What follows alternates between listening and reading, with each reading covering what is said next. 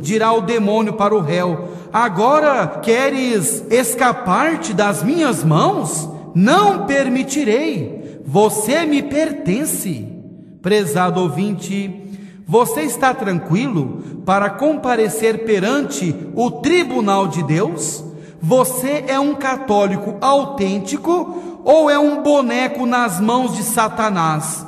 Examine-se com sinceridade, porque a vida é breve, a vida passa como um relâmpago. Prezado ouvinte, segundo Orígenes, isso mesmo, segundo Orígenes, os anjos da guarda também serão acusadores, isso mesmo, os anjos da guarda serão acusadores. Orígenes escreve: os anjos darão testemunho dos anos em que procuraram a salvação do pecador, do desprezo deste a todas as inspirações e avisos, escreve Orígenes. É isto mesmo, ouvinte, o anjo da guarda, a quem a piedade suprema nos confiara, também ele se tornará acusador. O anjo da guarda dirá ao juiz Jesus Cristo: meu Senhor, o meu dever de iluminá-lo, guardá-lo, regê-lo, governá-lo, cumpri-o. Mas em vão, em vão, ó Senhor, dirá o anjo.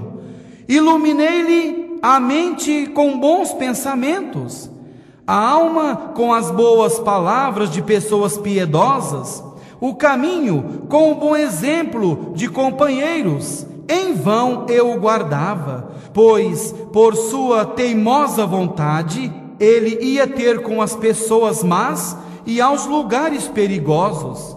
As tempestades de remorsos que eu lhe suscitava no coração, ele não quis render-se. Foi tudo em vão, dirá o anjo da guarda.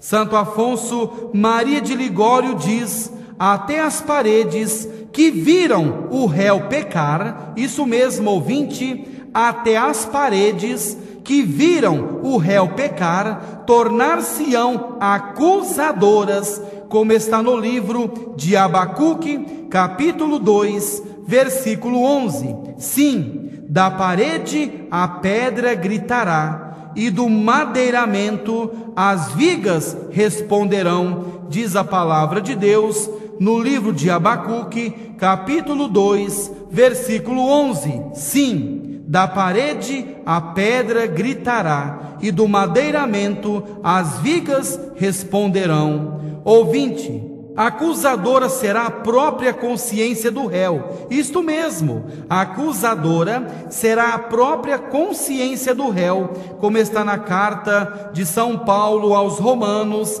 capítulo 2, versículos 15 e 16.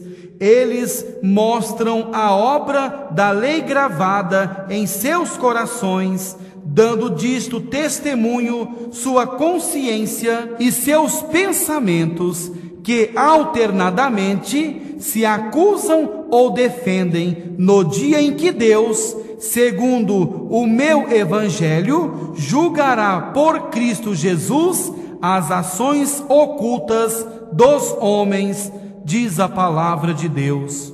São Bernardo de Claraval diz que os pecados do réu dirão na hora do juízo: tu nos fizeste, somos tuas obras e não te abandonaremos. Isso mesmo, ouvinte.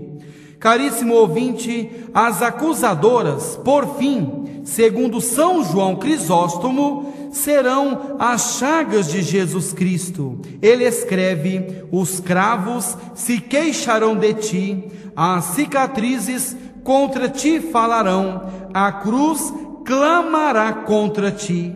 Ouvinte, depois que cessar as acusações, então passar-se-á ao exame. Isso mesmo, depois que cessar as acusações, passar-se-á ao exame.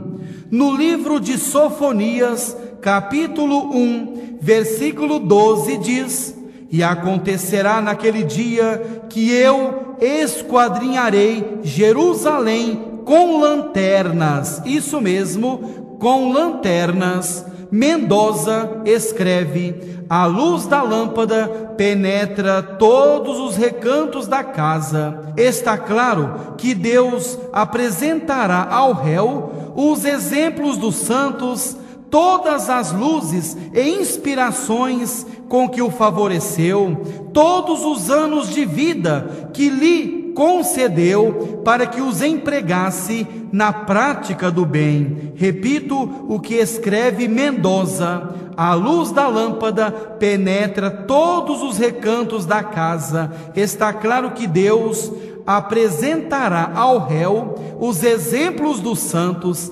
todas as luzes e inspirações que o favoreceu, todos os anos de vida que lhe concedeu para que os empregasse na prática do bem. Santo Anselmo exclama: até de cada olhar tens que dar conta. Assim como se purifica e aquilata o ouro, separando-o das escórias, assim se aquilatarão e examinarão as confissões, comunhões e outras boas obras, como está em Malaquias, capítulo 3, versículo 3. E se assentará aquele que funde e que purifica, ele purificará os filhos de Levi e os acrisolará como ouro e prata, e eles se tornarão para Deus aqueles que apresentam uma oferenda conforme a justiça. E na primeira carta de São Pedro, capítulo 4, versículo 18 diz: se o justo com dificuldade consegue salvar-se, em que situação ficará o ímpio e pecador? Repito o que diz a primeira carta de São Pedro, capítulo 4, versículo 18. Se o justo, se o santo, com dificuldade consegue salvar-se, em que situação ficará o ímpio e pecador? Ouvinte, se o réu deve dar conta de toda palavra ociosa, que conta se darão de tantos maus pensamentos voluntários, de tantas palavras impuras? O Senhor, falando dos escândalos que lhe roubam inúmeras almas, diz: eu lhes sairei ao encontro como uma ursa a quem roubaram os seus filhotes. Conferir no livro do profeta Oséias, capítulo 13, versículo 8. E referindo-se ainda às ações do réu, o juiz supremo lhe dirá: dê-lhe o fruto de suas mãos. Provérbios 13:13, quer dizer, paguei-lhe conforme suas obras. Isso mesmo, paguei-lhe conforme suas obras. Caríssimo ouvinte, para que a alma consiga a salvação eterna, isso mesmo, para que a alma consiga a salvação eterna, o juízo há de mostrar que a vida dessa alma fora conforme a vida de Cristo. Isso mesmo, repito, para que a alma consiga a salvação eterna, o juízo há de mostrar que a vida dessa alma fora conforme a vida de Cristo. Aquele que passou a sua vida aqui na terra, perdendo tempo com o lixo do mundo, que pisou na graça de Deus, que cometeu pecados e mais pecados, etc. O que responderá ele a Jesus Cristo, seu juiz?